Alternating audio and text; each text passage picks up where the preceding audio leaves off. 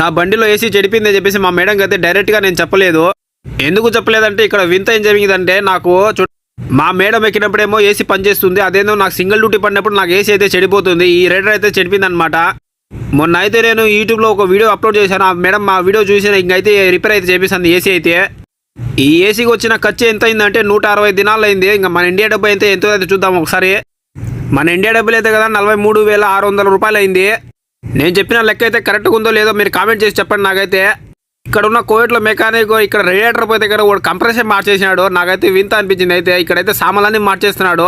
ఇటు చాలా దారుణంగా చూసుకున్నాడు. అయితే కోవిడ్లో కూడా మన ఇండియా వాళ్ళు మెకానిక్లు ఉంటారు, వాళ్ళ దగ్గర తీసుకుపోతే సేఫ్గా చేస్తారని నా ఫీలింగ్. వేరే కంట్రీ వాళ్ళు కూడా ఇస్తే కన్నా మనకు దోలు తీరిపోతుంది. ఈ వీడియో మీకు నచ్చినట్లయితే లైక్ చేయండి, షేర్ చేయండి. అలాగే మరిన్ని ఇంట్రెస్టింగ్ వీడియోస్ కోసం మా ఛానల్ని సబ్స్క్రైబ్ చేసుకోండి. ఫ్రెండ్స్, బెల్ ఐకాన్ క్లిక్ చేయటం మాత్రం మర్చిపోకండి.